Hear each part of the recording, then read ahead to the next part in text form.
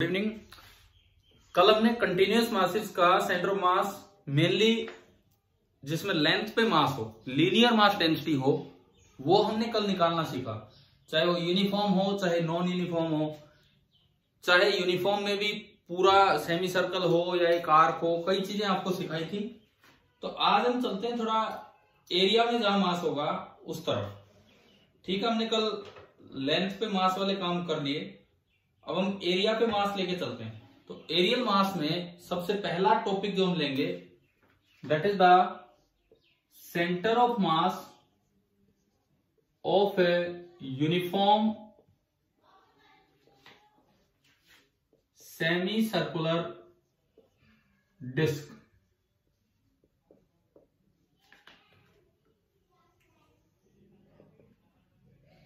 एक uniform semi circular disc है।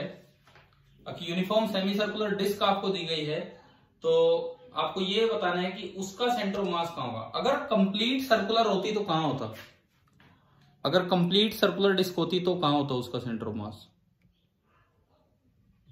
बताओ। अगर यूनिफॉर्म कंप्लीट सर्कुलर डिस्क होती तो कहां होता उसका सेंटर ऑफ मास, एग्जैक्टली उसके सेंटर पे। ठीक है, लेकिन हमें दिया गया है जैसे सेमी सर्कुलर है, मान लो ये है, लेकिन कल रिंग थी, आज इसमें पूरे में मास है। रेडियस मान लीजिए इसका r है। कल डिफाइन हो रही थी लीनियर मास डेंसिटी, आज यहां पे डिफाइन होगी जिसे हम बोलेंगे सरफेस मास डेंसिटी, और उसको सिंबल देते हैं सिग्मा। कल क्या सिंबल दिया था हमने लीनियर मास डेंसिटी को, कल के लेक्चर में बताओ, लीनियर मास डेंसिटी को क्या सिंबल दिया था? लैम्डा यूज किया था ही नहीं कल। लीनियर मास डेंसिटी को अक्सर लैम्डा से रिप्रेजेंट करते हैं, और जो सरफेस मास डेंसिटी होती है उसको अक्सर हम सिग्मा से रिप्रेजेंट करते हैं। सरफेस मास डेंसिटी मतलब मास पर यूनिट एरिया। अब मुझे इसका सेंटर मास लोकेट करना है, तो उसके लिए मुझे ओरिजिन मानना पड़ेगा। Let centre of curvature be the origin, let this axis be the x axis, and ये जो एक्सिस है ये है आपका वाई एक्सिस। तो मैं कल की तरह ही आज फिर सवाल पूछता हूं, आप बताओ कि कहां होगा centre of mass, x axis पे होगा कि वाई एक्सिस पे होगा, या बीच में कहीं होगा? वाई पे, वाई पे होगा, बिकॉज इससे ऊपर ऊपर मास है, नीचे है नहीं तो ऊपर होगा। और जब इसके बाउंड देखते हैं तो जितना मास उधर है उतना इधर है, तो बिल्कुल इसी एक्सिस पे होगा। इसका मतलब कहीं यहां कहीं भी हो सकता है, वो हमें पता लगाना होगा, एंड उसका कोऑर्डिनेट हमें पता लगाना है, दैट इज YCM। YCM हमें पता लगाना है कि भाई कहां होगा। तरीका क्या था, कल कैसे पता लगाया था, बताओ क्या तरीका था YCM तक पहुंचने का? कल जब रिंग पे गए, पहले हमने रोड को देखा, फिर रिंग को देखा। जब भी कंटिन्यूअस मासेज आते हैं तो सबसे पहले आप एक एलिमेंट मानते हैं। बताओ ऐसा किया था कि रोड में, रिंग में? yes, उस एलिमेंट का के कोऑर्डिनेट्स लिखते हैं, फिर उस एलिमेंट का डीएम निकालते हैं। अगर यूनिफॉर्म है तो यूनिटरी मेथड से, और नहीं तो फिर डेंसिटी का यूज करते हुए, और फिर हम अपना फॉर्मूला यूज करते हैं। लेकिन कल वाले सवालों में क्या था कि एलिमेंट छोटा सा था, चाहे रिंग हो चाहे रोड हो, एलिमेंट छोटा सा था। अब डिस्क में देखो, ये एलिमेंट मानना इस चैप्टर में ढंग से सीखो, बिकॉज आगे रोटेशनल डायनेमिक्स में ये पूरा काम दोबारा आएगा, मोमेंट ऑफ इनर्शिया कैलकुलेट करेंगे वहां पे। देखो एलिमेंट मानने का तरीका क्या है, आप यहां से किसी r रेडियस पे चले जाओ, स्मॉल r, मैं ग्रीन कलर से लिख रहा हूं अगर दिख जाए तो। मैं यहां से किसी भी स्मॉल r रेडियस पे गया और मैंने एक आर्क लगा दी, स्मॉल r रेडियस पे जाके मैंने एक आर्क लगा दी। अब एलिमेंट मानना है तो उसका डीएम भी लिखना पड़ेगा, तो आपको थोड़ी थिकनेस डी माननी होती। तो अब थोड़ा सा और आगे गए, थोड़ा और आगे, जो मैंने बोल दिया dr। तो ये जो ग्रीन कलर की स्ट्रिप बनी है इस डिस्क में, इस सेमी सर्कुलर डिस्क में, ये हमारा एलिमेंट होगा। ये जो ग्रीन कलर की स्ट्रिप बनी है ये हमारा एलिमेंट होगा।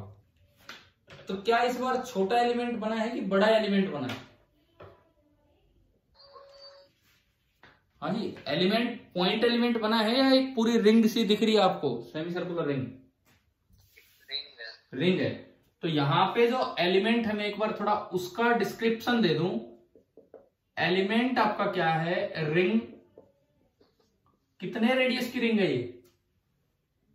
कितना रेडियस है इसका रिंग का? Small r. Ring of radius small r. Thickness कितनी है इसकी रिंग की? D r. Thickness d are.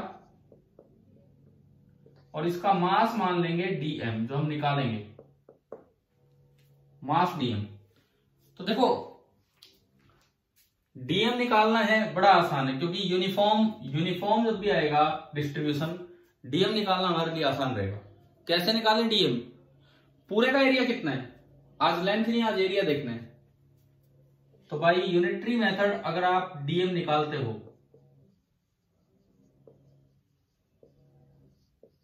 By unitary method अगर आप डीएम निकालते हो तो बताओ भाई पूरे का एरिया कितना है?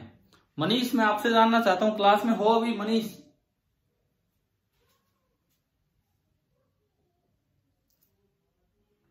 नहीं है। हर्षित आप बताओ भाई कैसे लगाएं यूनिटरी मेथड? पूरी आधे आधा ये सेक्टर है, आधा सर्कल है, तो इसका एरिया कितना होता है? सेमी सर्कुलर डिस्क का एरिया कितना है? पाई आर स्क्वायर बाई 2। मान लो टोटल मास है m, लेट टोटल मास इसका m है, तो यूनिट एरिया का कितना होगा?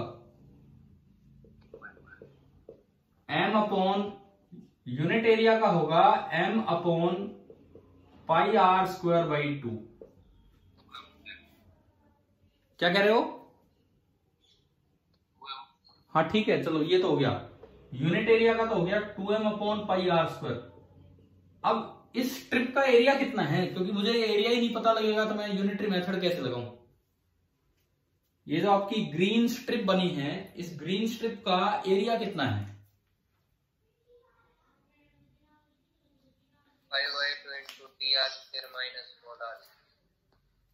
एक बार दोबारा बताओ। पाई बाई 2 इंटू, देखो सुनो इधर, area of strip, area of strip में निकालना चाहता हूं। ये जो आपका एलिमेंट है, let the area be ds, let the area be ds. माना मैंने कि इसका एरिया डीएस है, तो जो आउटर बाउंड्री है वहां तक का तो एरिया है pi into r plus D R का होल स्क्वायर डिवाइडेड बाई 2, लेकिन जो इनर बाउंड्री है वहां तक का एरिया है पाई आर स्क्वायर बाई 2। एक बार ये बताओ कि ये मेथड समझ में आ रहा है आपको, स्ट्रिप का एरिया निकालने का, एलिमेंट का एरिया निकालने का?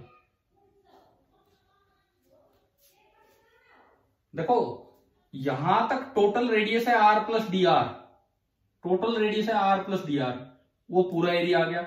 और फिर मैंने पाई ये आर रेडियस तक का घटा दिया आधी डिस्क का, तो ये बीच बीच की स्ट्रिप का एरिया आ जाएगा। बताओ ये तरीका आया कि नहीं आया समझ में?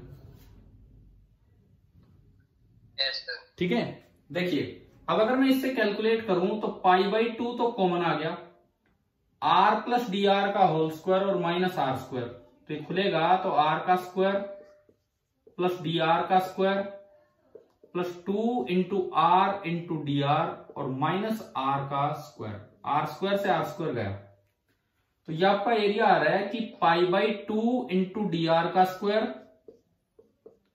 प्लस इस पाई बाई 2 का मल्टीप्लाई करोगे यहां तो 2 से 2 गया, पाई आर इंटू डी आर। एक बार बताएं, एरिया ऑफ स्ट्रिप कैलकुलेट करना आ गया? कैसे कैलकुलेट किया? ठीक है, अब सुनो, डी आर तो बहुत ही छोटा है, बहुत छोटी चीज का स्क्वायर तो इतना छोटा हो जाता है कि आप उसे इग्नोर कर सकते हो।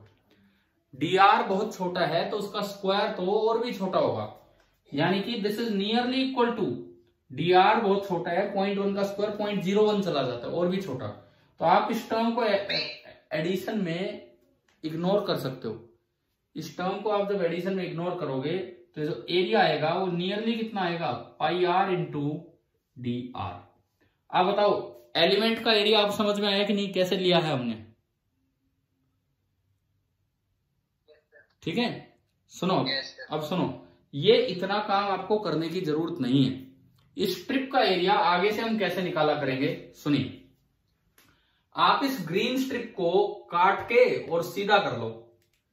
अगर मैं ग्रीन स्ट्रिप को काट के सीधा करूं तो नीचे वाली जो लेंथ है, ये अंदर वाली लंबाई कितनी बनेगी,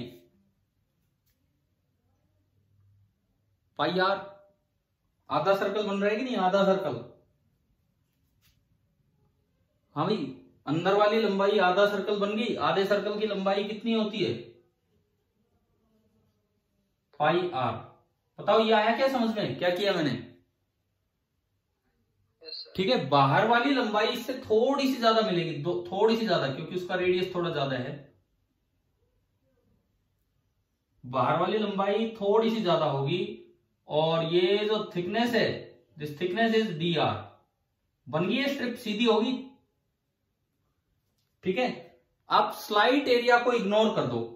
यहां से एक परपेंडिकुलर डाल लो, और यहां से भी एक परपेंडिकुलर डाल लो, और ये बाहर बाहर का थोड़ा सा एरिया छोड़ दो इसको।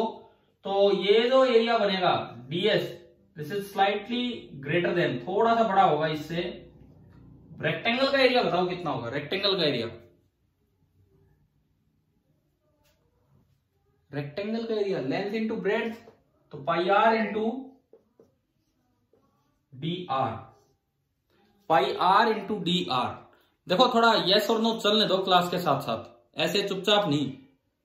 क्या ये एरिया समझ में आया क्या, कैसे निकाला है? ठीक है, और स्लाइटली ग्रेटर को मैं इक्वल टू ले सकता हूं। मतलब क्या मैं आपको सिखा रहा हूं, एग्जैक्ट तरीका तो ये है एरिया निकालने का, लेकिन आगे से ऐसे हम नहीं निकालेंगे। हम इस स्ट्रिप को काट के सीधा मानते हुए ऑलमोस्ट रेक्टेंगल मान लेंगे, और जो ds होगा वो आपका nearly pi are into D R, ये आपका स्ट्रिप का एरिया होगा। और ये बार बार काम आएंगी ये चीजें। हम इस चैप्टर में एलिमेंट मानना सीख रहे हैं, 11th में इसी चैप्टर में दोबारा मोमेंट ऑफ इनर्शिया में काम आएंगे, और 12th में तो ये सारी की सारी चीजें यूज होनी है। तो आप सीखो ध्यान से। पहले हमने रोड में एलिमेंट मानना सीखा कल, फिर रिंग में मानना सीखा, अब डिस्क में मान रहे हैं। तो देखिए मैं अब ये हटा रहा हूं सारा काम, यूनिटरी मेथड को मैं पूरा करता हूं।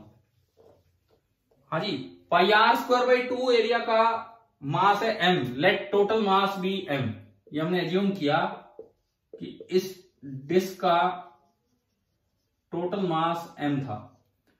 तो पाई आर स्क्वायर बाई 2 का m यूनिट एरिया का ये हो गया, और हमें कितने एरिया का मास चाहिए, पाई आर डी आर का। तो उसका मास होगा 2m upon pi capital r square into pi small r D r. Pi से पाई गया, तो ये जो बचा ये मेरे पास dm आ गया। ये जो dm जो मैं निकाल रहा था यूनिटरी मेथड से, ये आ गया। और dm आया देखो 2m by R square into small R into D R. बताओ अगर ये सारा क्लियर हुआ तो मैं नीचे का ये बोर्ड साफ करूं यहां से। ठीक है, देखो सुनो, तो आगे सुनो। अब आप ये बताओ, डीएम हम निकाल चुके, इसके बाद क्या किया करते थे, एक्सडीएम वाईसीएम वाईडीएम सॉरी एक्ससीएम और वाईसीएम कैसे लिखा करते थे इसके बाद?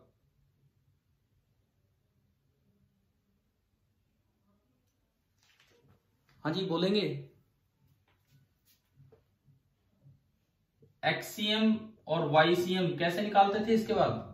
एक्ससीएम तो 0 है, हमने अपने वैसे ही देख लिया। वाईसीएम कैसे लिखें, क्या फॉर्मूला था, इंटीग्रल वाईडीएम इंटीग्रल डीएम। अब वाई क्या होता था इसमें, ये वाई क्या होता था, बताओ बताओ एक बार, ये वाई किसकी पोजीशन है? जो आप कल एलिमेंट मान रहे थे, डीएम निकालने से पहले आप उसकी पोजीशन लिख रहे थे। जैसे रिंग में बना था R cos theta R sine theta, है ना। तो आज वो कल तक तो एक छोटा एलिमेंट बना, आज ये इतना बड़ा एलिमेंट है, तो वाई कहीं कुछ है कहीं कुछ है। देखो इस जगह पूछे तो एलिमेंट का वाई 0, इस जगह पूछे तो एलिमेंट का वाई 0, इस जगह पूछे तो एलिमेंट का वाई स्मॉल आर, बीच में पूछे तो कुछ कम, यहां कुछ कम, फिर क्या लिखें, इतने वाई हैं तो कौन सा वाई लिखें? ये वाई हम लिखा करते थे पोजीशन ऑफ एलिमेंट। अब अगर एलिमेंट ही इतना बड़ा हो तो क्या करें? क्या मैंने एक पॉइंट आपको बताया था बीच में कि अगर आपके पास बड़ा ऑब्जेक्ट है और आपके पास छोटे पीसीज हैं और आप पीस का सेंटर ऑफ मास जानते हो, तो उस पीस का सारा मास समेट के उसके सेंटर ऑफ मास पे रख दो। बताया था कि नहीं बताओ?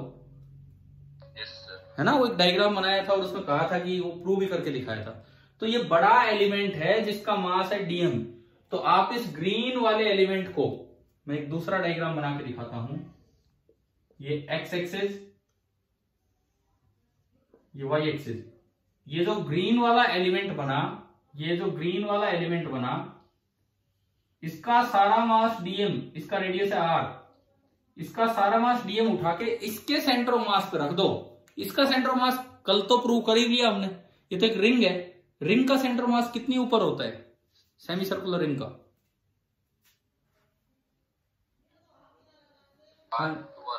2r/π।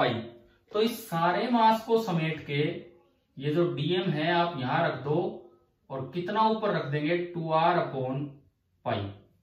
मतलब अगर एक्सटेंडेड एलिमेंट आ जाए ना, अगर ये एक्सटेंडेड एलिमेंट आ जाए तो आपको ये y लिखना है, position of centre of mass of the element. वो जहां भी आपको एलिमेंट दिया गया है उस एलिमेंट का सेंटर ऑफ मास ले लेना है। तो अब मैं इसमें पुट करूं तो YCM, y coordinate of centre of mass of the disc, integral y। अब इस एलिमेंट का y तो यहां कहीं है, इसका y क्या लिखा जाएगा? 2r/π इंटू डीएम, डीएम वो रहा 2m/R² इंटू r/dr।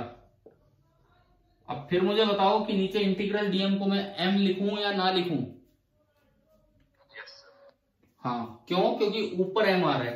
अगर ऊपर m नहीं आता ना तो फिर आपको इंटीग्रल डीएम में डीएम की वैल्यू पुट करनी चाहिए थी, तब सोल्व होता।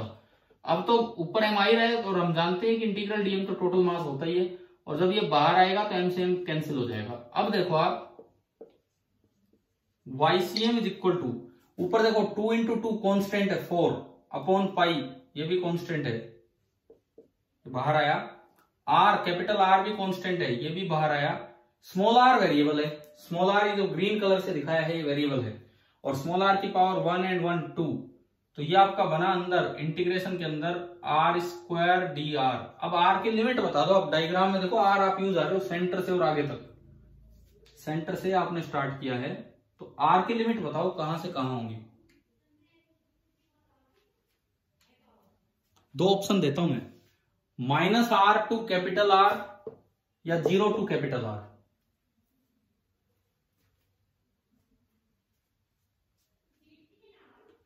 बताओ, ये जो आप जिस तरह से एलिमेंट मान रहे हो, स्मॉल r आपने बनाना स्टार्ट किया, इसकी लिमिट -R टू +R होगी या 0 टू R होगी?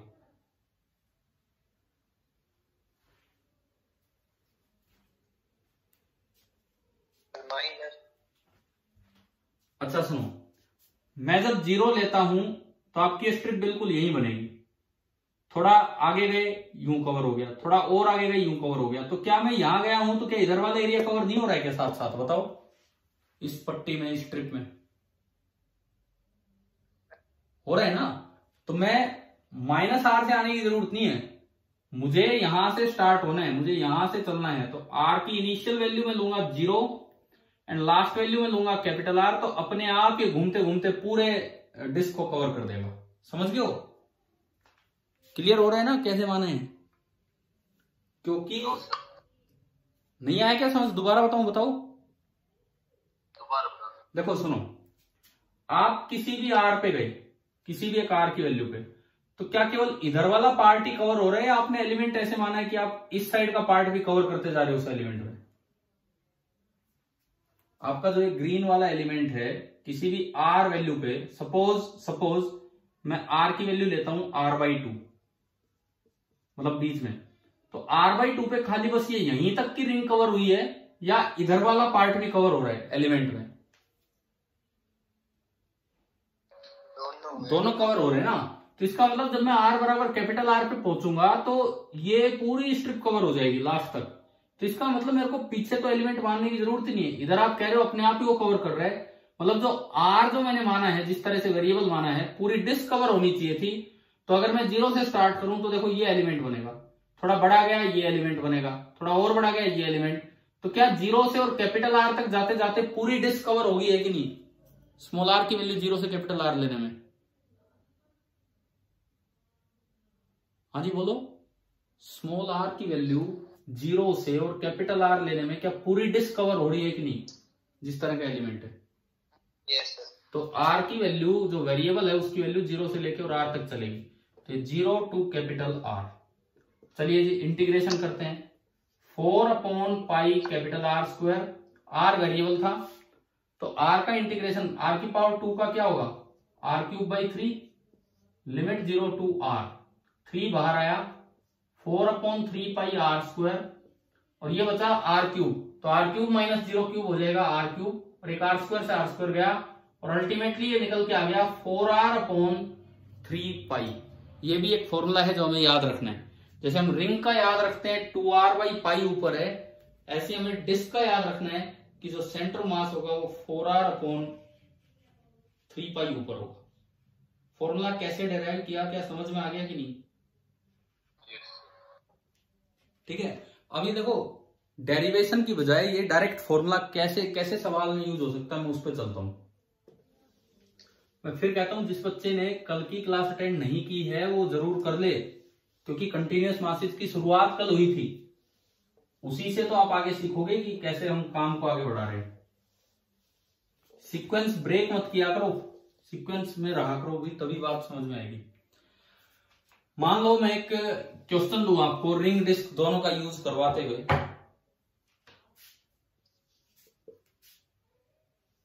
ये एक सर्कल है, ये उसका सेंटर ऑफ कर्वेचर है, ये दिया गया है एक्स एक्सिस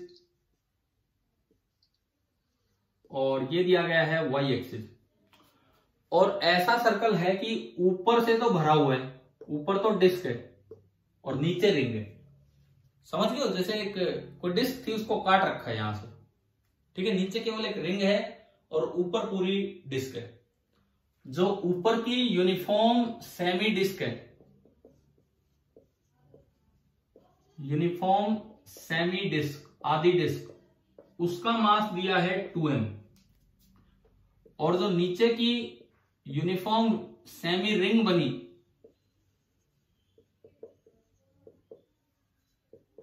उसका मास है m। Locate the centre of मास। अब आपको इस सिस्टम का सेंटर ऑफ मास लोकेट करना है कि कहां होगा, इस सिस्टम का सेंटर ऑफ मास ये ढूंढना आपको कहां होगा।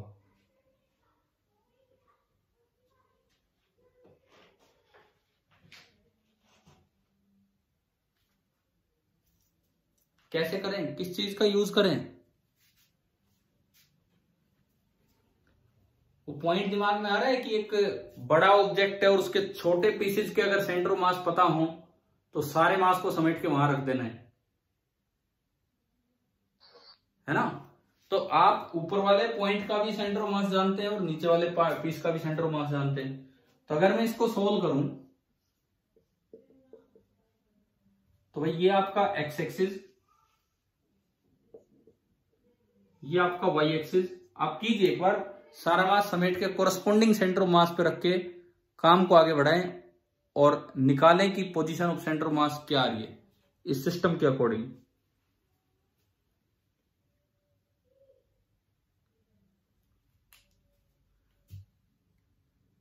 मनीष कुमार आपकी यार प्रेजेंस दिखा रहा है ये पार्टिसिपेंट्स में, आप जवाब नहीं दे रहे हो कि नहीं हो क्लास में?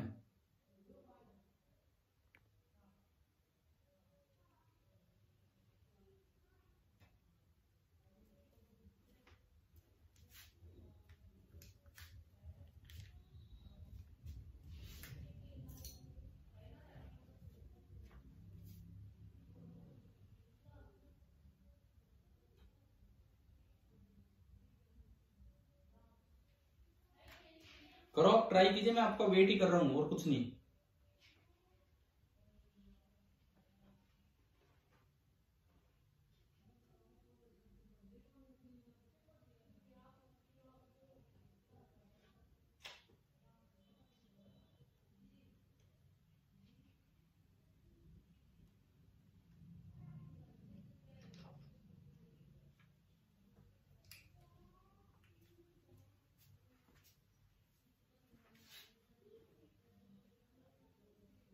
देखो क्या करना है, सुनो, ऊपर वाला पार्ट समेट के रख दिया सारा उसके सेंटर ऑफ मास पे। कितना ऊपर होगा उसका सेंटर ऑफ मास?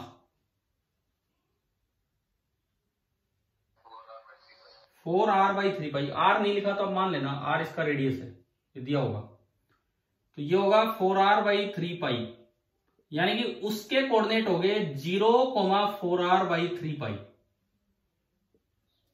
ये उसके कोऑर्डिनेट हो गए 0,4r/3π। अब नीचे वाली एक सेमी रिंग है, उसका कितना नीचे होगा? 2r/π। मास है वो m, तो उसके कोऑर्डिनेट क्या बनेंगे इस सिस्टम के अकॉर्डिंग? उसके कोऑर्डिनेट आ गया समझ मैंने कैसे लिखा है ना? अब देखो, अब ये 2 पार्टिकल सिस्टम बन के रह गया और YCM लोकेट करना है, XCM तो 0 है, तो direct formula m1y1 plus m2y2 upon m1 plus m2। तो आपको ये फॉर्मूला लगाना है, लगाइए बस, और कुछ करना ही नहीं है। m1y1 तो 2m into 4r/3π plus m2y2, y2 negative है तो नेगेटिव पुट होगा, तो minus m into 2r/π divided by m1 plus m2 that is 3m। ये आपका आया। m कॉमन आके कैंसिल हो जाना है, m कॉमन आके कैंसिल हो जाना है। ऊपर बना 8r/3π माइनस 6r/3π, मैंने 3 से मल्टीप्लाई कर दिया उसे। 8r/3π माइनस 6r/3π यानी कि 2r/3π, तो ये 3 और है, तो मेरे अकॉर्डिंग YCM आ रहा है 2r/9π। आप बताओ यही आया कुछ और आ रहा है? हाँ जी बोलो,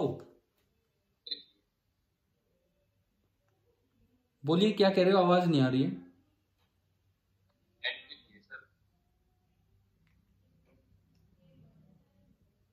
क्या क्या क्या? किसको एंट्री चाहिए? यार भाई देखो, मैं होस्ट नहीं हूं अभी, तो मेरे पास तो कोई ऐसा वो आ भी नहीं रहा है। चलो देखो, आप इधर देखो, अभी सुन लेंगे वो अगर होंगे तो यहाँ पे। क्या ये समझ में आया कि नहीं आया, ये बताओ कैसे निकाला हमने पोजीशन ऑफ सेंटर ऑफ मास? ठीक है, और ये थोड़ा पॉजिटिव आया है तो मतलब इधर कहीं होगा सेंटर ऑफ मास, भारी की तरफ होगा। और भारी कौन है इन दोनों में? 2m भारी है तो इस साइड में आ रहा है, यानी कि इस सिस्टम का सेंटर ऑफ मास, अगर हमने कोई कैलकुलेशन मिस्टेक नहीं की हो तो ये आएगा 2r/9π ऊपर। अभी बताओ ये फॉर्मूले कैसे यूज हो जाते हैं सवाल में, क्या ये समझ में आ गया आपको? क्वेश्चन करने के लिए कैसे यूज होंगे ये फॉर्मूले? ठीक है, अब देखिए, जैसे हमने कल एक नॉन यूनिफॉर्म भी रिंग ली थी ना, नॉन यूनिफॉर्म रिंग, तो इसमें लेते हैं कि नॉन यूनिफॉर्म सेमी डिस्क हो तो उसमें कैसे निकालेंगे। तो हम आराम से धीरे धीरे काम कर रहे हैं, आप अच्छे से समझिए इनको, अच्छे टॉपिक्स हैं, क्योंकि मैं कह रहा हूं 12th तक काम आते हैं एलिमेंट मानना, 12th तक कहीं भी किसी भी यूनिट में, और हम पहली बार ये एलिमेंट मानना सीख रहे होते हैं इस समय सेंटर ऑफ मास में। तो अब अगर मैं एक क्वेश्चन लूं, किस पे? सेंटर ऑफ मास लोकेट करना है एक नॉन यूनिफॉर्म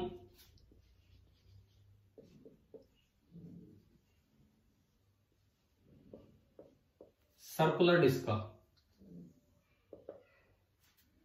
सेंटर ऑफ मास आपको लोकेट करना है एक नॉन यूनिफॉर्म सर्कुलर डिस्क का। अब नॉन यूनिफॉर्म है तो इसमें कोई सरफेस डेंसिटी दी होगी, जैसे सपोज मान लो ये एक्स एक्सिस है, ये वाई एक्सिस है, और एक डिस्क इस तरह से रखी हुई है कि उसका सेंटर ऑफ कर्वेचर ओरिजिन पे है, डिस्क है ये, और इस डिस्क का रेडियस है r। लेकिन आपको दिया है कि ये यूनिफॉर्म नहीं है, इसकी mass density, surface mass density radial distance के साथ चेंज हो रही है। और हमें क्या दिया गया है कि किसी भी r डिस्टेंस दूर जो सरफेस मास डेंसिटी है sigma, that is equal to a r plus b, और कल की तरह ही a and b are constants, positive constants हैं। अब आपको इसका सेंटर मास लोकेट करना है, इसका सेंटर मास आपको लोकेट करना है।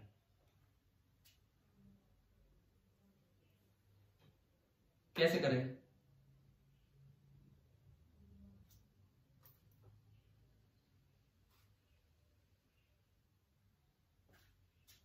इस बार दिक्कत कहां आएगी, किस चीज में, क्या चीज हम अप्लाई नहीं कर सकते यहां पे, बताओ इस सवाल में क्या? समझ में नहीं आ रही, आवाज नहीं समझ में आ रही है। 2 मिनट वेट कीजिए, 2 मिनट।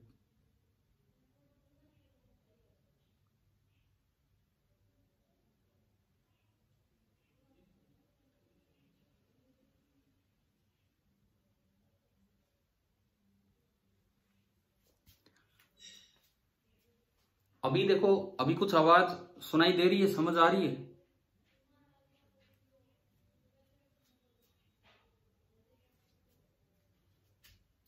हाँ जी, अभी आवाज सुनाई दे रही है, समझ में आ रही है क्या आवाज?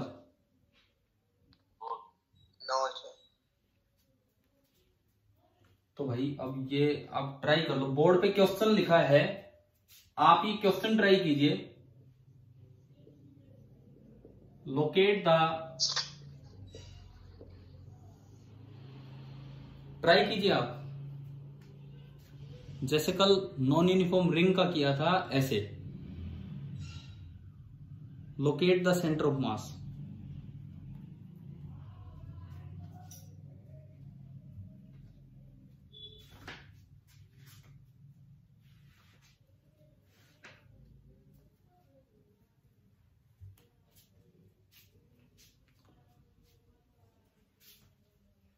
ये बताओ, क्या यूनिटरी मेथड लगा सकते हैं क्या डीएम निकालने के लिए?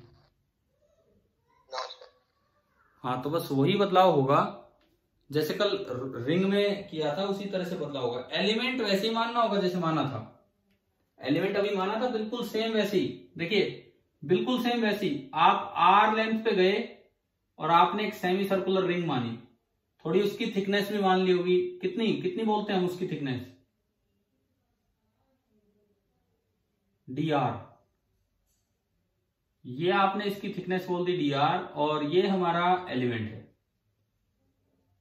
ये बन गया हमारा एलिमेंट इस तरह से। इसका एरिया बता देंगे, इस एलिमेंट का एरिया पिछली बार जितना ही होगा कि अलग होगा?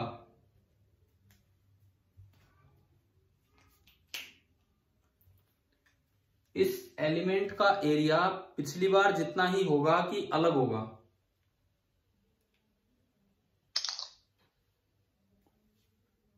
क्या समझ नहीं आ रही कि मेरी आवाज?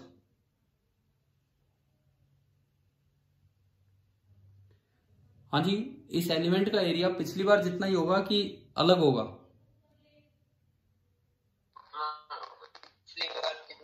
पिछली बार जितना ही होगा, बिल्कुल उतना ही एरिया होगा। और वो एरिया था, इसको काट के सीधा कर लो तो एक साइड की लंबाई पाई आर और चौड़ाई डी आर, तो रेक्टेंगुलर एरिया हमने ले लिया, थोड़ा सा इग्नोर किया, पाई आर डी आर ये एरिया आया।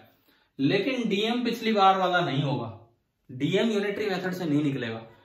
तो ऐसे नॉन यूनिफॉर्म डिस्क में डीएम कैसे निकालते हैं?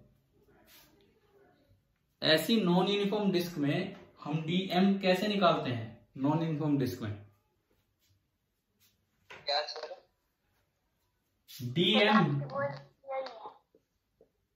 डीएम कैसे निकालें? देखो, वॉइस तो अब मेरे हाथ में नहीं है, मैं तो बड़ा साफ बोल रहा हूं। कुछ दोबारा देखना हो ये वीडियो लेक्चर में आप देख लेना। अभी कोशिश करो बोर्ड से समझने की जो मैं लिख रहा हूं। डीएम कैसे लिखें? डीएम इसका, इस ब्लू स्ट्रिप का कैसे लिखें डीएम?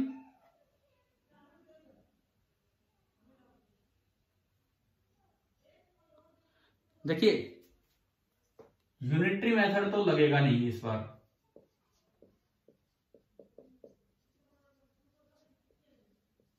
इस बार यूनिटरी मेथड तो लगना नहीं है, ठीक है। इस बार क्या लगाएं, यहां आपको सिग्मा पता है, इस जगह आपको सिग्मा पता है, आर रेडियल डिस्टेंस दूरी पे सिग्मा है ए आर प्लस बी। अगर इस पट्टी का मास डीएम है और इसका एरिया डीएस है, तो मैं सिग्मा को लिख सकता हूं इस जगह पे डीएम अपॉन डीएस। जैसे कल लैम्डा लिखा था डीएम अपॉन डीएल, जैसे कल लैम्डा लिखा था डीएम अपॉन डीएल, ऐसे आज सिग्मा लिखा जाएगा डीएम अपॉन डीएस, और यहां से डीएम हो जाएगा सिग्मा इंटू डीएस। डीएम आपका होगा सिग्मा इंटू डीएस। सिग्मा ये रहा, तो डीएम बराबर सिग्मा आपका ये रहा ए आर प्लस बी, और डीएस ये रहा पाई आर डी आर। तो मेरे पास डीएम कैलकुलेट होके आ गया, अलग अलग में मल्टीप्लाई कर दूं तो pi A R square D R plus pi B R D r. एक बार बोलो अगर आवाज समझ आ रही है तो, क्या डीएम समझ आ गया? डीएम कैसे निकाला है? ठीक है, डीएम सुनाई दे गया ना आपको कि डीएम कैसे निकाला है नॉन यूनिफॉर्म रिंग में। कल लैम्डा था, आज सिग्मा है, कल रिंग थी, आज डिस्क है, इस तरह से। अगला काम है, अब मुझे वाईसीएम पे जाना है, एक्ससीएम तो है नहीं, वाईसीएम है, मुझे वाईसीएम पे जाना है। वाईसीएम का फॉर्मूला होगा integral Y DM upon integral DM, यही है वाईसीएम। अब इसमें y कितना होगा, ये कितना होगा, ये y बताओ।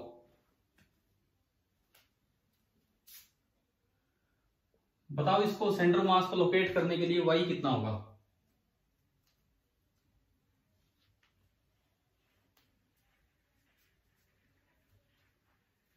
हाँ जी, y किसकी पोजीशन है, किसकी पोजीशन को हम y बोल रहे हैं?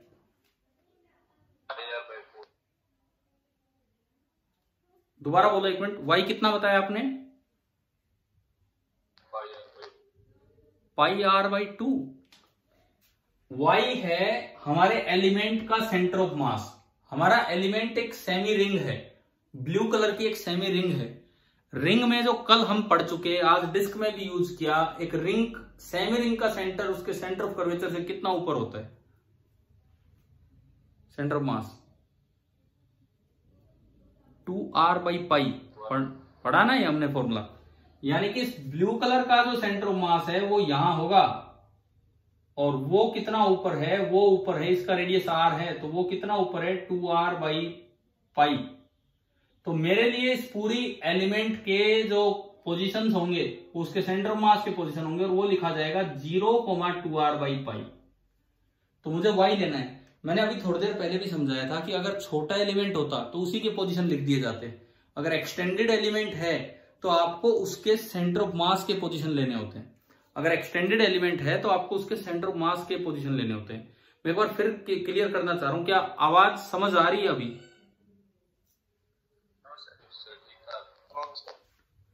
तो कोई नहीं भाई, जितनी भी आ रही है देखो इधर। तो हमने y की जगह लिया 2r बाई पाई, और dm ये रहा आपका। तो अब अगर मैं वाईसीएम आगे बढ़ाऊं, वाईसीएम का अगर मैं काम आगे बढ़ाऊं तो देखिए,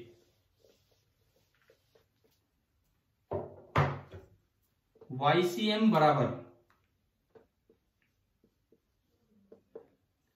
इंटीग्रल y की जगह आएगा 2r by pi into DM.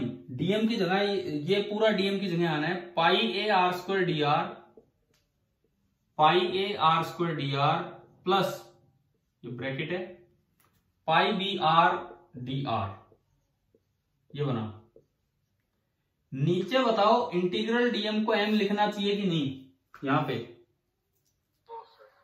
नहीं लिखना चाहिए, क्योंकि कोई बेनिफिट ही नहीं है, ऊपर कहीं एम है ही नहीं जो कटेगा। तो इंटीग्रल डीएम में आप डीएम की वैल्यू पुट करो, डीएम की वैल्यू ये रही pi A R square D R plus pi B R D R. अब गलती से भी इसको और ऊपर वाले को कैंसिल मत कर देना, वो इंटीग्रेशन के अंदर है, ऐसे कटते नहीं है, मैंने कल भी ये बातें समझाई थी। तो चलिए अब आखिरी काम बचा है मैथमेटिकल इस क्वेश्चन का। अब मैथमेटिकल काम बचा है, देखो थोड़ा इसको आगे बढ़ाते हैं। Finally YCM is equal to, ऊपर देखो 2/पाई तो एक कांस्टेंट है लेकिन R कांस्टेंट नहीं है। फर्स्ट टर्म से जब मल्टीप्लाई होगा पाई से पाई कटेगा, 2R अंदर जाएगा तो एक 2A कांस्टेंट बनेगा। तो पहला इंटीग्रेशन क्या बना, 2A तो कांस्टेंट बना, एक R अंदर गया, R³ बना dr। बताओ फर्स्ट इंटीग्रेशन समझ में आ रहा है कैसे लिखा है मैंने?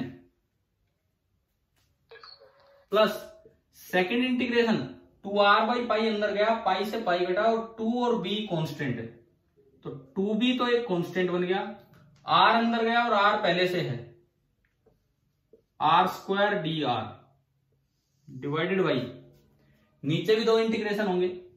पहले इंटीग्रेशन में पाई a तो कांस्टेंट है, R² dr, एंड अगले इंटीग्रेशन में पाई b कांस्टेंट है और R dr। एक बार लिमिट और बता दो स्मॉल r की, ये इंटीग्रेशन सोल्व करें तो उसके लिए मुझे लिमिट तो पता होनी चाहिए ना, स्मॉल r की लिमिट्स। हाँ, 0 से कैपिटल R। तो मैं सारी लिमिट्स लगाता हूं,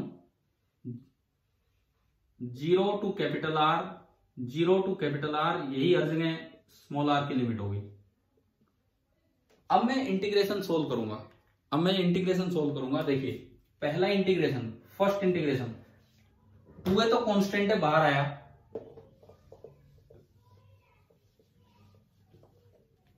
पहले इंटीग्रेशन में आप देखिए YCM मैं यहां से लिख रहा हूं, YCM 2A कांस्टेंट है, बाहर आया, R³ dr का इंटीग्रेशन क्या होगा, R³ का इंटीग्रेशन R⁴/4 और जब लिमिट पुट करेंगे तो कैपिटल R बच जाएगा। तो पहला इंटीग्रेशन आएगा 2A इंटू कैपिटल R⁴/4। दूसरा इंटीग्रेशन देखो 2B तो कांस्टेंट है, बाहर आया, R² का होगा R³/3 और जब लिमिट पुट करेंगे तो यही बचेगा क्योंकि दूसरी लिमिट तो 0 है, तो R³/3 डिवाइडेड बाई, नीचे देखो first integration pi a constant है, बाहर आ गया, R² dr का इंटीग्रेशन होगा R³/3 और जब लिमिट पुट करेंगे तो कैपिटल R³/3 प्लस दूसरे इंटीग्रेशन में पाई b बाहर आया और R dr R⁴ का इंटीग्रेशन R²/2, लिमिट पुट करेंगे तो ये आएगा R²/2। बताओगे क्या आपको ये कैलकुलेट करना समझ में आया कि नहीं, कैसे कैलकुलेट किया है? ठीक है, फाइनली अगर मैं आंसर इसका बनाऊं, ये 1 2, ऊपर अगर आप देखते हो तो एलसीएम आ रहा है 6 और नीचे भी एलसीएम आएगा 6, तो एलसीएम से एलसीएम कट जाएगा, ऊपर बचेगा 3 इंटू A इंटू R⁴, ये 2 इंटू 2 जाएगा तो 4BR³ अपॉन, नीचे भी 6 एलसीएम आएगा, कट लेगा, 2 इधर आया, 2πAR³ प्लस 3πBR²। अब देखो ऊपर अगर मैं देखता हूं तो बस एक चीज कॉमन आ रही है, R³ और ये बचेगा 3AR प्लस 4B। नीचे अगर मैं देखता हूं तो एक तो R² कॉमन आ रहा है, एक पाई कॉमन आ रहा है, तो ये बचेगा 2AR प्लस 3B। R² से R² गया तो फाइनली जो YCM निकल के आ रहा है, फाइनली जो YCM, थोड़ा सा हमने सिंप्लीफाई किया इसको, तो एक फैक्टर बनेगा 3AR plus 4B divided by, नीचे बन रहा है 2AR प्लस 3B, इसके अलावा ऊपर बचता है R और नीचे बचता है पाई, 3AR plus 4B upon 2AR plus 3B, और ये आपका आंसर आ गया। अब बताओ नॉन यूनिफॉर्म डिस्क और यूनिफॉर्म डिस्क, क्या दोनों में सेंटर मास लोकेट करना समझ आया कि नहीं? ठीक है, देखो हम धीरे धीरे इस काम को आगे बढ़ा रहे हैं, पूरा टाइम आपको दे रहे हैं समझने का। कल की क्लास में केवल और केवल लीनियर मास लिए थे, लीनियर मास। आज केवल अभी एरियल मास की स्टार्टिंग हुई है और इसमें एरियल मास में हमने पहली जो चीज मानी है वो आपकी मानी है डिस्क, और हमने डिस्क वाला एक काम कर दिया। अब देखो जरूरी नहीं है कि शेप ऐसी आए जिसके फॉर्मूले ही आपको पता हो, ऐसा कुछ भी जरूरी नहीं है कि शेप ऐसी आए फॉर्मूला पता ही हो। जैसे मान लो मैं कोई और क्वेश्चन देता हूं इसी सरफेस मास पे, मिटा दो इसको, वही आ गया नॉन यूनिफॉर्म डिस्क वाला समझ में। Yes sir. ठीक है,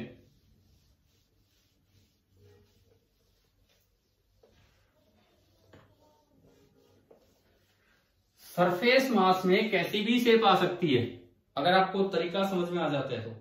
जैसे मान लीजिए एक इस तरह का कुछ रैंडम तो नहीं, कुछ तो शेप देंगे, शेप की इक्वेशन देंगे हम। ये एक्स एक्सिस, ये वाई एक्सिस, और आपको ना ऐसी शेप बना के दे रखी है कि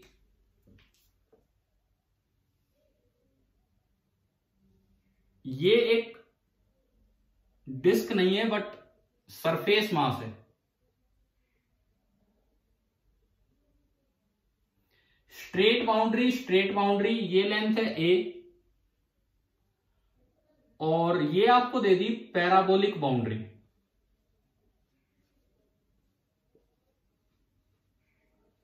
पैराबोला की क्या इक्वेशन होती है? इस पैराबोला की क्या इक्वेशन होगी? y equal to K X square या x इक्वल टू के वाई स्क्वायर? इस पैराबोला की ये जो बाउंड्री है इसकी क्या इक्वेशन होगी? y equal to K X square या x इक्वल टू के Y square?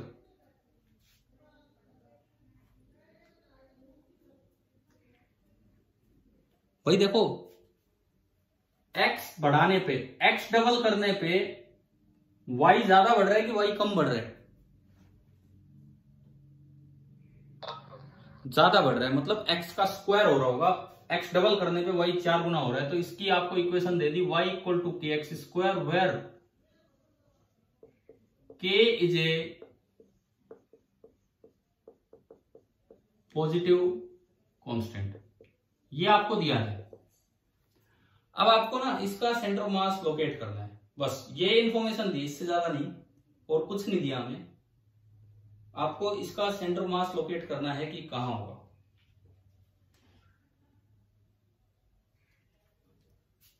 Locate the centre of mass. Uniform है ये, मास का डिस्ट्रीब्यूशन इस एरिया में यूनिफॉर्मली बटे। तो एरियल मास पे एक क्वेश्चन लिया जिसमें शेप नहीं पता हमें ढंग से, तो ये हम देखना चाह रहे हैं।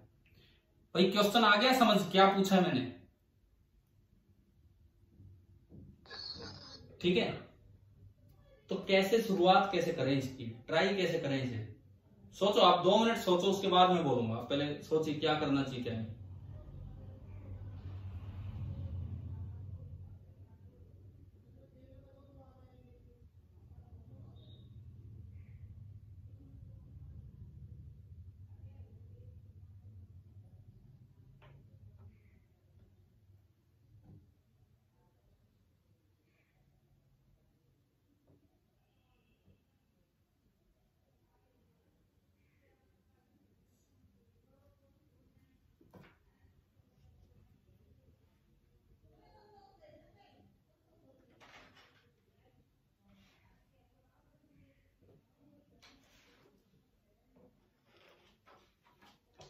एलिमेंट आया क्या समझ, कैसे मानना चाहिए?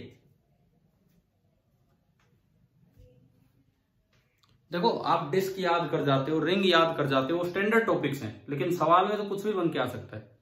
तो आपको सोचना तो यही होगा कि एलिमेंट कैसे मानना है। मैं आपकी शुरुआत करवाता हूं एलिमेंट से। एलिमेंट कैसे मानना होता है इसमें सुनिए। सपोज आप यहां से x डिस्टेंस दूर गए और आप एक सीधी लाइन लगा दो। एलिमेंट मानना है तो थोड़ा और आगे जाना होगा। कितना? x एक्सिस पे, तो dx। ये हमारा बना एलिमेंट, एक ऑलमोस्ट रेक्टेंगुलर, थोड़ा सा एरिया तो हर बार इग्नोर करना ही पड़ता है। एक ऑलमोस्ट रेक्टेंगुलर एलिमेंट बना। तो सबसे पहला काम हमने जो हर बार करना पड़ेगा वो है एलिमेंट एज्यूम किया। अगर शेप आपको नहीं पता तो फॉर्मूला आपको नहीं याद है तो आपको एलिमेंट मानना पड़ेगा। तो मैंने एक एलिमेंट माना ऑलमोस्ट रेक्टेंगुलर स्ट्रिप।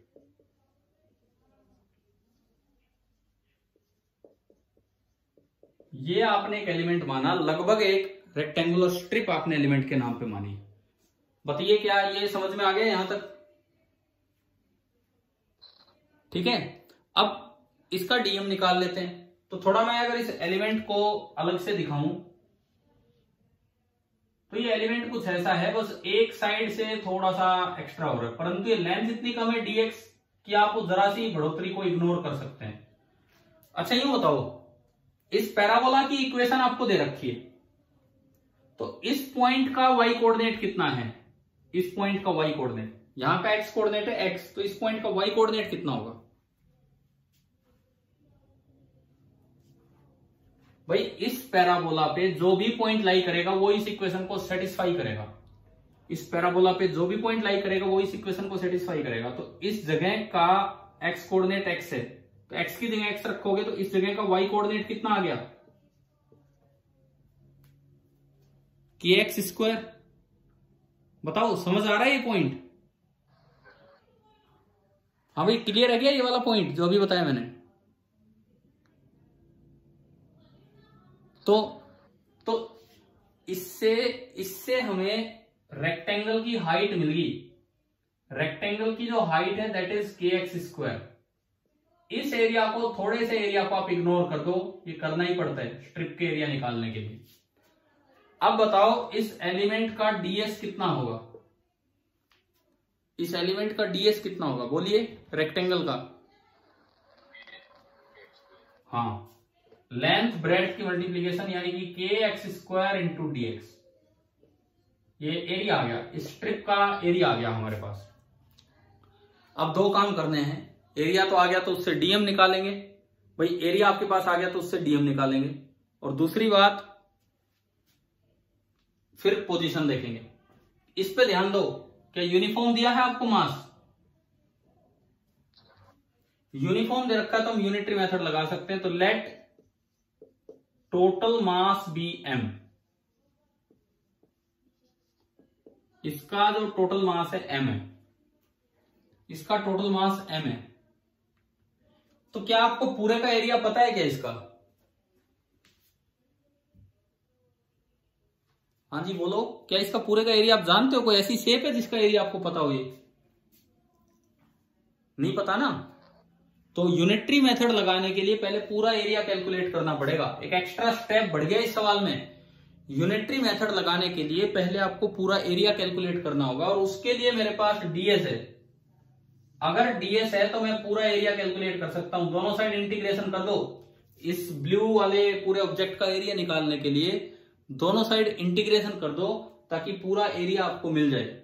तो डीएस का इंटीग्रेशन एस, पूरा एरिया निकालने के लिए। के कांस्टेंट है और अंदर बचा एक्स स्क्वायर डी एक्स। और केवल एक्स की लिमिट बताओ भाई, कहां से कहां तक है? 0 से a। एक्स की लिमिट है 0 से a। कितना आ गया total area? k into X square का होगा एक्स क्यूब बाई 3, और जब आप लिमिट पुट करेंगे तो ये एरिया आएगा के ए क्यूब बाई 3। ये आपका टोटल एरिया आया k into A cube by 3। समझ में आया टोटल एरिया? ठीक है, अब लगाओ यूनिटरी मेथड। अब लगेगा, पिछली बार तो एरिया सीधे दिखते थे, सेमी सर्कुलर डिस्क है तो पाई आर स्क्वायर बाई 2, लेकिन इस बार तो नहीं पता, तो पहले एरिया निकाला। अब हम लगाते हैं कि यूनिटरी मेथड, ताकि मैं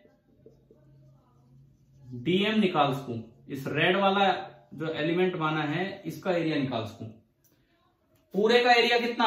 पूरे का ये रहा, के ए क्यूब बाई 3 का मास कितना है बताएं? कितना माना आपने total mass? M. Unit area का होगा एम अपॉन के ए क्यूब बाई 3। 3 ऊपर चला गया। मुझे कितने एरिया का चाहिए? रेड स्ट्रिप का एरिया कितना है? हाँ, तो मुझे चाहिए के X square D x area का मास। तो ये होगा 3m अपॉन के ए क्यूब इंटू के एक्स स्क्वायर डी एक्स। के से के कैंसिल, तो भाई मेरे पास डीएम आ गया। डीएम मैं ऊपर एक बार लिख लेता हूं कि जो डीएम आ रहा है, डीएम इसका मास, स्ट्रिप का मास, वो आया 3m upon A cube into X square D X. बताइए क्या डीएम तक समझ में आया? डीएम कैसे निकाला हमने? ठीक है, अब अगला काम होता है एक्स और वाई पोजीशन आए तभी तो एक्ससीएम वाईसीएम निकलेंगे। पोजीशन अब ये फिर से एक्सटेंडेड है, अगर पॉइंट एलिमेंट होता तो उसकी पोजीशन हम लिख देते हैं, एक्सटेंडेड एलिमेंट होता है तो फिर किसकी पोजीशन लिखनी होती है? एक्सटेंडेड एलिमेंट अगर होता है तो आपको पोजीशन लिखनी होती है उसके सेंटर ऑफ मास की, पता है ना ये, ठीक है।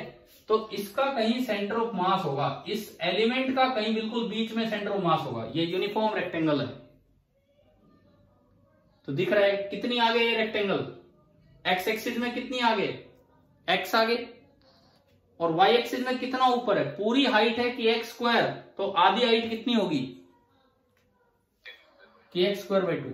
तो मेरे पास एलिमेंट के सेंटर ऑफ मास के कोऑर्डिनेट आ गए एक्स एंड के एक्स स्क्वायर बाई 2। तो इक्वेशन में पुट करने के लिए मेरे पास एक्स भी आ गया, मेरे पास वाई भी आ गया। अब सब कुछ तैयार है, अब केवल मैथमेटिक्स लगाना आगे। बताएं क्या यहां तक आपको समझ में आया कि नहीं आया?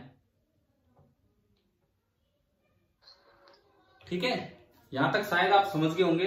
अब मुझे ये बताओ, अब हम दोनों फॉर्मूले, क्योंकि इसमें तो एक्ससीएम और वाईसीएम में से कोई जीरो नहीं है, क्योंकि आगे भी है और सेंटर मास ऊपर भी होगा। सबसे पहले मैं निकालता हूं एक्ससीएम, सबसे पहले मैं एक्ससीएम निकालू। क्या फॉर्मूला है हमारा एक्ससीएम का? Integral x DM upon integral DM. हाँ जी भाई, पुट करवाओ। एक्स की वैल्यू कितनी है बताओ, वहां से देख के, उस एलिमेंट का सेंटर मास देख के।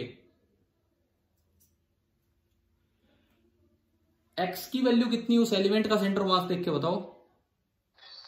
एक्स ही है, तो integral X into DM, DM कहां लिखा, ये रहा, 3m upon A cube into X square DX divided by integral DM को क्या मैं m लिख सकता हूं कि नहीं? इस बार लिखना चाहिए कि नहीं? बिल्कुल लिखना चाहिए, क्योंकि यूनिटरी मेथड से आपने मास निकाला है तो आप कैपिटल M का यूज कर चुके हो ऊपर। अब अगर आप नीचे वाले को भी M लिखोगे तो कैंसिल हो जाएगा। शायद आज तक ये बात तो आप समझ ही गए होंगे। और ये M, उसका M बाहर आएगा, कैंसिल हो गया। ऊपर देखो 3/a³ तो बाहर आया, और ये बचा x³ dx। x की लिमिट बताओ, ये यहां से देख के x की लिमिट कहां से कहां जा रही है, पहले भी हमने यूज की थी। x की लिमिट जा रही है 0 to a। x³ dx का इंटीग्रेशन होगा x⁴ अपॉन 4, तो ये आएगा 3/a⁴, sorry 3/a³ x⁴ upon 4। जब लिमिट पुट करेंगे तो बचेगा a⁴। तो बताओ x कोऑर्डिनेट कितना आ गया, सेंटर ऑफ मास का x कोऑर्डिनेट कितना निकल के आया आपका? 3a/4। मेरे पास एक्ससीएम निकल के आ गया 3a/4। देखो ऐसा है, अच्छा सवाल है ये। आप एलिमेंट मानना सीख रहे हो कि भाई किस तरह से एलिमेंट माना गया है, नहीं तो वही फॉर्मूले रटने से तो बस कुछ ही सवाल हो पाएंगे। इसीलिए मैं पहले स्टार्टिंग में ये सब काम सिखा रहा हूं कि कैसे एलिमेंट मानने। अब वाईसीएम कैसे निकालें? एक ऑप्शन, क्या मैं इस एक्स को पैराबोला की इक्वेशन में पुट करूं तो वाईसीएम आ जाएगा कि नहीं बताओ? अगर मैं इस एक्ससीएम को पैराबोला की इक्वेशन में पुट करूं तो क्या वाईसीएम आ जाएगा या नहीं?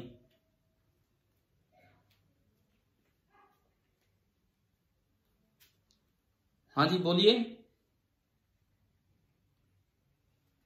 अगर हम एक्ससीएम को पैराबोला की इक्वेशन में पुट करें तो क्या वाईसीएम आ जाएगा या नहीं? कुछ यस और नो, कुछ तो जवाब दो।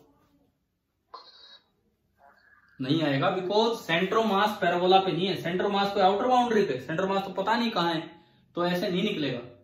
तो अब कैसे वाईसीएम कैसे निकालें? बिल्कुल यही तरीका रिपीट कीजिए। ये तो मैं हटाता हूं, जो आपको एक्ससीएम मिल गया। अब मैं वाईसीएम निकालता हूं। वाईसीएम तो integral YDM upon integral DM. DM तो ये था ही, है ना, डीएम तो यही था ना हमारा। वाई की वैल्यू बताओ कितनी है, वहां से देख के एलिमेंट का वाई कोऑर्डिनेट सेंटर मास का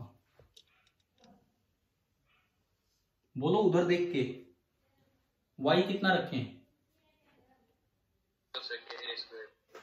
ये kx² बाई 2 और इंटू ये है डिवाइड बाई m, m से m कट गया। अब देखो ऊपर 3 भी बाहर जाएगा, k भी बाहर जाएगा, 2 भी बाहर जाएगा, a क्यूब भी बाहर जाएगा और अंदर बचेगा x स्क्वायर और x square, x raise to power 4 dx। शायद आपको समझ आ गया होगा क्या क्या हुआ है। तो इसको मैं सिंप्लीफाई करूं, 3k upon 2a cube, x raise to power 4 का इंटीग्रेशन क्या होगा, x raise to power 5 upon 5, और जब लिमिट पुट करेंगे तो a रेज टू पावर 5 आ जाएगा। a क्यूब से a स्क्वायर गया तो ये आया 3/10 के a स्क्वायर, 3/10 के a स्क्वायर। तो फाइनली क्या आंसर आए, इसके कोऑर्डिनेट्स क्या क्या है। अगर इस क्वेश्चन में पूछा जाए कि सेंटर ऑफ मास कहां है, तो x कोऑर्डिनेट तो कितना आया 3a/4 एंड y कोऑर्डिनेट आया 3/10 के a स्क्वायर। हाँ भाई बताओ, क्लियर हो गया? ठीक है, मतलब ये ऐसा नहीं है कि आप देख के डर जाओ यार इतने बड़े बड़े सवाल। मैंने शुरुआत की है किसकी, एरियल मास की। कल लीनियर मास था, आज एरियल मास है। एक एक करके एक लेक्चर में एक मास ले रहे हैं, आगे सरफेस मास आना है ना, सॉरी वॉल्यूम मास आना है।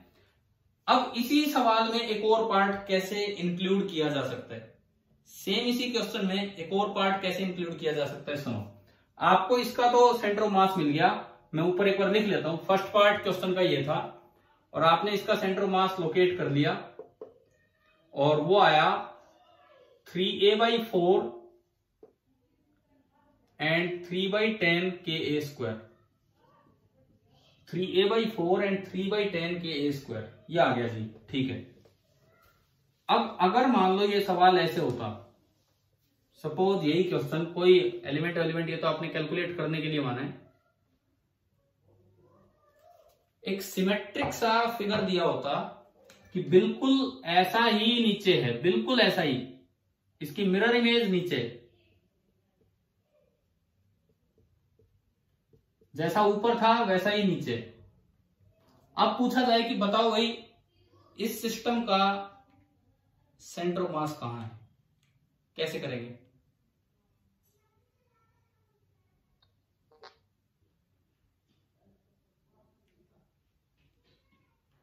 कहां होगा, पता लग रहा है कि नहीं, बताओ।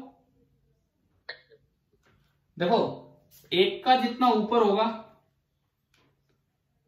एक का जितना ऊपर होगा दूसरे का उतना ही नीचे होगा। आइडेंटिकल मासेज है, आइडेंटिकल मासेज है तो बिल्कुल बीच में आएगा, बिल्कुल बीच में, क्योंकि जितना मास ऊपर उतना ही नीचे है। तो बताओ ये पोजीशन क्या बनी, दूसरा जो मैंने सवाल दिया इसमें सेंटर ऑफ मास की क्या पोजीशन बनेगी?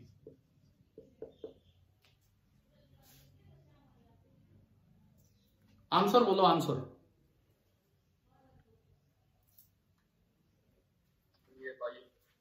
हाँ बोलो बोलो। 3a/4 and y coordinate, y coordinate, अरे 0 आ रहा होगा, समझ आ गया ना, समझ बताओ आया कि नहीं आया समझ में? ठीक है, एक और सवाल दो इसी में चेंज करके। मान लो ऊपर तो यही है, वही y बराबर kx² वाला पैराबोला, लेकिन नीचे ना एक रेक्टेंगल दे दिया आपको, सपोज a लेंथ ब्रेड्थ एक स्क्वायर दे दिया, नीचे ये ऐसा फिगर दे दिया कि नीचे एक स्क्वायर है a और a, और बोला है कि पूरे फिगर में यूनिफॉर्म मास डेंसिटी है, यूनिफॉर्म मास डेंसिटी है। अब आपको बताना है कि सेंटर ऑफ मास कहां हो। मतलब उसे एक सवाल से कंप्रीहेंशन टाइप क्वेश्चन बन के आते हैं आपके पेपर में, एडवांस में आते हैं पूरे, तो कैसे एक सवाल से अगला उससे अगला ये पूछे जा सकते हैं, तो वो मैं आपको बता रहा हूं। अब बताओ इसमें कैसे निकालें।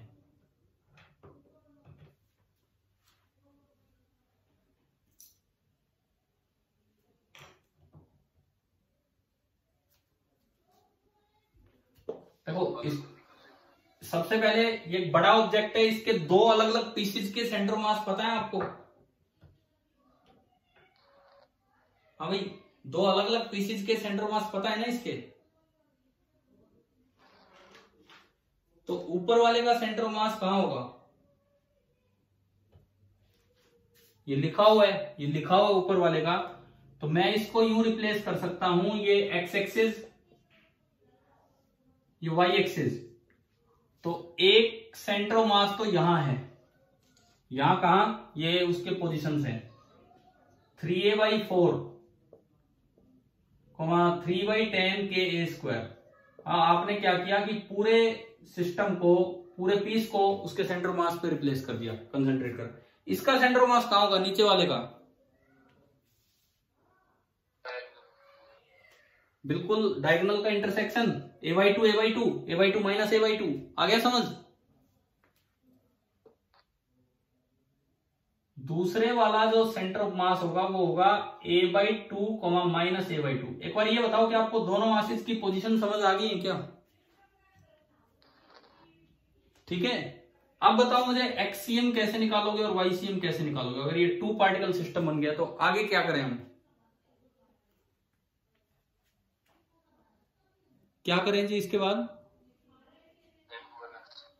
ठीक है, माना मैंने इसका मास है m1, इसका मास है m2, m1 into x1, x1 is 3a/4 plus m2 into x2, x2 is a/2 divided by m1 plus m2। Similarly आप लिख दोगे YCM, m1 into y1, y1 is 3/10 के a स्क्वायर, प्लस की जगह माइनस आ जाएगा क्योंकि ये नेगेटिव के साथ आना है, m2 into y2 divided by m1 plus m2। अब दिक्कत कहां है, क्या आपको m1 और m2 पता है क्या अलग अलग। हाँ जी, क्या आपको m1 और m2 पता है क्या अलग अलग, कितने कितने हैं।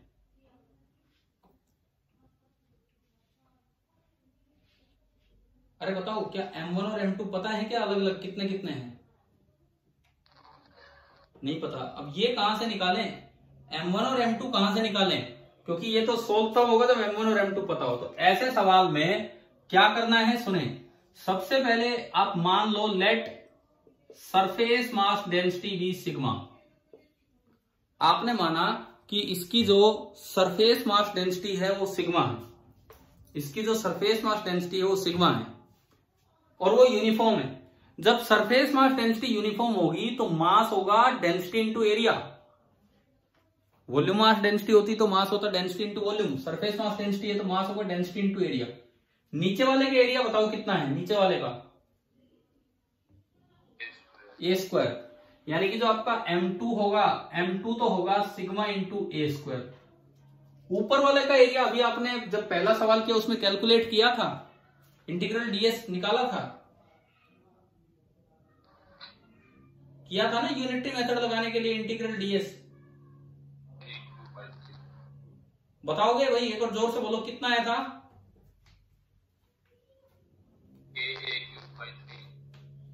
k/3 यह आया था। ठीक है, k/3 मुझे याद नहीं है, आप अपना देख के बोलना वहां से जो भी आपने लिखा हुआ होगा। तो ऊपर वाला मास कितना होगा, m1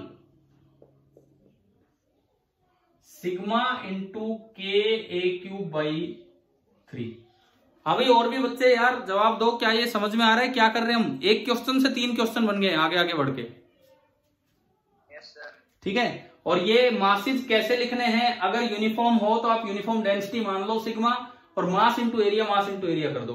क्या ये आपकी बुक कॉपियों में होगा ना k/3, ये पिछला वाला एक पार्ट में किया था हमने, फर्स्ट पार्ट में। ठीक है, अब तो बस इसमें पुट करना है। मैं एक बार पुट करके दिखा देता हूं, सिग्मा कोई दिक्कत नहीं देगा, सिग्मा कट जाएगा, हमने अपनी तरफ से सिग्मा माना वो कट जाएगा। देखो m1 में भी सिग्मा आएगा, m2 में भी सिग्मा आएगा और नीचे भी m1 m2 दोनों में सिग्मा आएगा, तो सिग्मा तो कट लेगा। m1 में बाकी बचा k/3, तो ये आया k/3 और इंटू 3a/4, तो 3 से तो 3 गया, नीचे ओनली 4 बचा और ये a की पावर होगी 4। क्या पहली टर्म आपको आ गई है समझ में, first term plus second term, sigma तो कट जाएगा कॉमन आके, a स्क्वायर और a यानी कि a/2 divided by m1 plus m2 में सिग्मा हटा दो, m1 प्लस m2 में बचा k a cube by 3 and plus a square. और सिमिलरली आप ऐसे YCM भी कैलकुलेट कर सकते हो। तो अभी बताओ कि आपको ये जो एरियल मास वाले पार्ट हैं किस तरह से आपको कैलकुलेट करना है, कुछ समझ में आया कैसे निकालना होगा? ठीक है, अब कुछ फॉर्मूले हैं जो मैं आपको देता हूं, आप खुद ट्राई कर सकते हैं। एक एक प्रूफ क्लास में लेने की क्या जरूरत है, कुछ फॉर्मूले भी आप ट्राई करेंगे, मतलब मैं फॉर्मूले दे रहा हूं आप याद करेंगे और ट्राई करेंगे। देखिए एरियल मास में ही अगला बताता हूं, विदाउट प्रूफ में बता रहा हूं, आपका होमवर्क है कि आप कल की क्लास के लिए जो मैं अभी फॉर्मूले दे रहा हूं आप एक बार ट्राई करके देखिए, एलिमेंट कैसे मानना चाहिए, क्या है क्या नहीं, क्योंकि जेई एडवांस के लिए आपको कम से कम ये पार्ट बहुत अच्छे से आना चाहिए। एक बार क्या हुआ था, एक बार ना कुछ साल पहले की बात है, ये एलिमेंट मानने टाइप एक ही पेपर में 3 क्वेश्चन आ गए जेई के, एक ही पेपर में जेई एडवांस में 3 क्वेश्चन, लेकिन सेम तरह का काम, कुछ था सिस्टम उसमें एलिमेंट मानना है, लेकिन 3 अलग अलग चैप्टर से, सेंटर ऑफ मास से एक चैप्टर से एक क्वेश्चन आ गया, एक मोमेंट ऑफ इनर्शिया मतलब इसी चैप्टर का पार्ट है, और एक दे दिया इलेक्ट्रोस्टैटिक्स से प्लस 2 से, और एक पेपर में 3 सवाल एक जैसे आ गए। अब जिस बच्चे को एलिमेंट मानना नहीं आता वो तीनों के तीनों सवाल उसके मिस हो जाएंगे। तो चांस तो है कि आपके टाइम पे भी ऐसा कुछ पूछा जाए। तो एक दो चीजें जो मैं आपको होमवर्क में दे रहा हूं जो आप प्रूव करेंगे इसके एरियल मास की। देखिए सबसे पहला, uniform hemispherical shell, uniform hemispherical shell. Shell क्या होता है, सेल का क्या मतलब होता है? सेल का मतलब होलो होता है कि सॉलिड होता है? होलो। सेल का मतलब है कि खाली गोला, और ये यूनिफॉर्म है। ये खाली है अगर, तो बताओ मास इसके एरिया में है कि इसके अंदर भरा हुआ है, वॉल्यूम में भी है? एरिया में। तो मैं आज एरिया वाला ही करवा रहा हूं। इसका r रेडियस है, तो जैसे आपने याद किया रिंग का होता है 2r/पाई ऊपर, डिस्क का होता है 4r/3 याद हो चुके होंगे अच्छे से वो फॉर्मूले तो, ठीक है।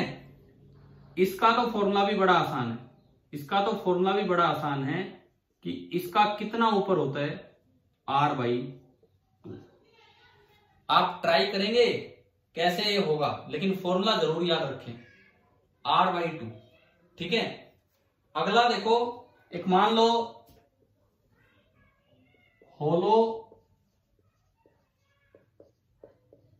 राइट सर्कुलर कोन,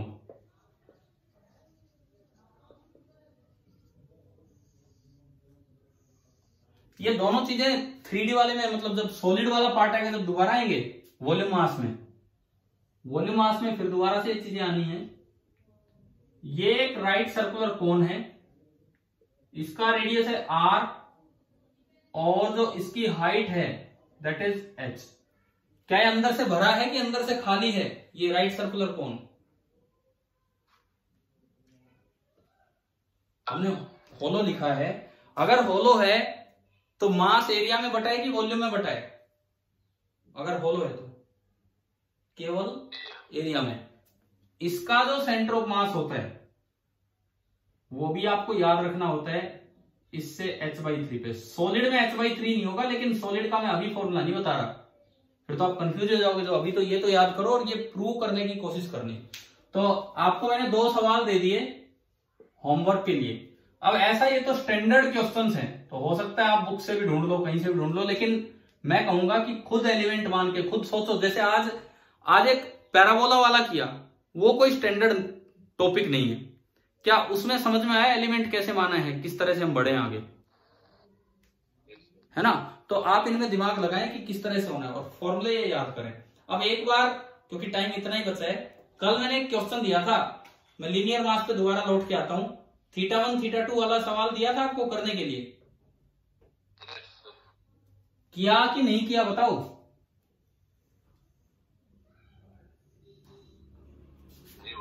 नहीं हुआ, कोई बात नहीं, दोबारा कर देना। मैं आपको एक ऐसा रिजल्ट दे रहा हूं, उसके आंसर दे रहा हूं, ये लगा लो कि अगर एक सर्कुलर आर्क है, यूनिफॉर्म सर्कुलर आर्क है, उसकी हाइट ही काम आती है, क्योंकि उसकी ग्रेविटेशनल पोटेंशियल एनर्जी लिखने के लिए हाइट ही पूछते हैं, तो वही काम आती है। अब देखो डिपेंड करता है कि एंगल किधर से दे रखे हैं। सपोज इसके ऊपर एक पार्ट है,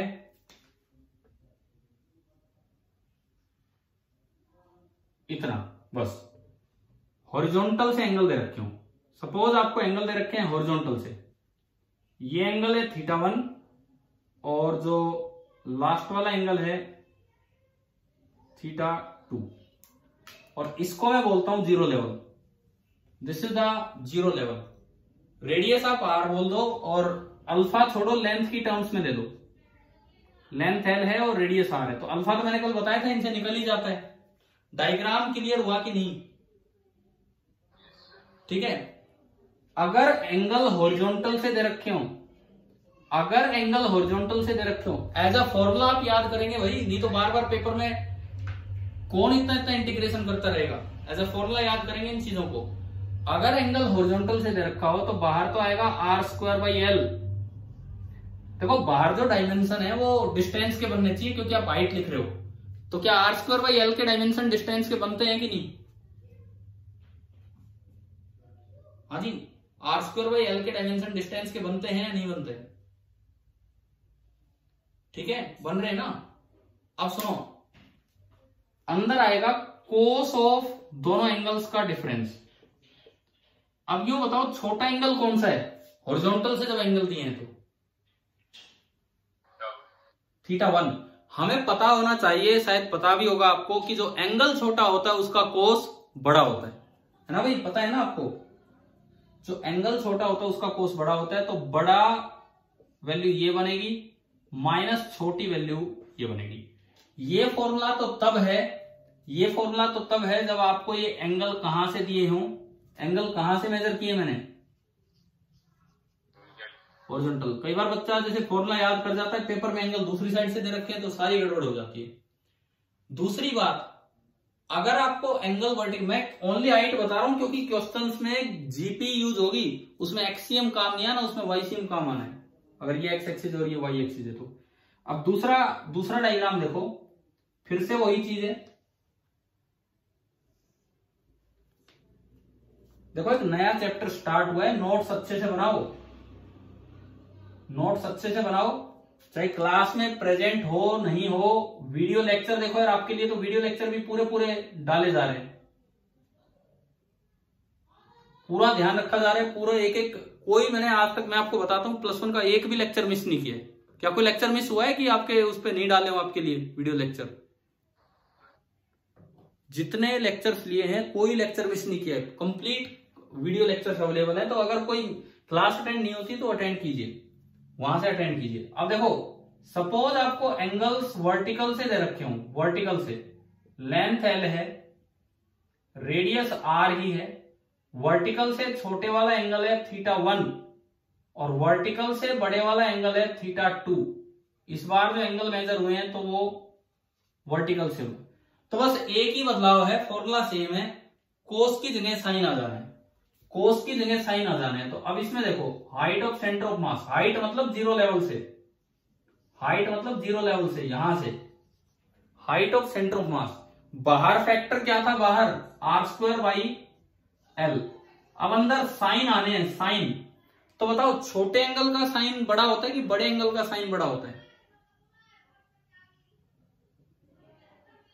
छोटे एंगल का साइन बड़ा होता है कि बड़े एंगल का साइन बड़ा होता है, बताएंगे? अरे छोटे एंगल का साइन बड़ा होता है कि बड़े एंगल का साइन बड़ा होता है, बताओगे? बड़े एंगल का। तो इसका मतलब यहां पे अगर मैं लिखूं तो साइन में पहले कौन सा एंगल लें, बताओ इसको डायग्राम को देख के। θ1 छोटा है, θ2 बड़ा है, तो sine of θ2 minus sine of θ1। ये बात यार याद कर लो, बाहर फैक्टर आता है r²/l, height from zero level, datum level हम लिखते हैं, हॉरिजॉन्टल लेवल। अगर वर्टिकल से एंगल है तो साइन ऑफ एंगल्स का डिफरेंस लेना है। हॉरिजॉन्टल से एंगल है, अगर हॉरिजॉन्टल से एंगल है तो कोस ऑफ द एंगल्स का डिफरेंस लेना है। और खुद अंदाजा लगाओ कि कहां बड़ा एंगल पहले रखना है, कहां छोटा एंगल पहले रखना है। आप बताओ, कल जो होमवर्क दिया क्या वो समझ में आया आपको यहां तक?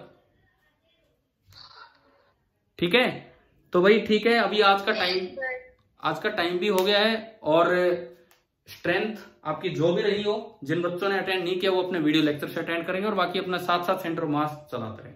ठीक है, ये ऊपर जो दिए हैं 2 होमवर्क क्वेश्चंस दिए हैं, ये आप ट्राई करेंगे। कल मिलते हैं, कल देखते हैं।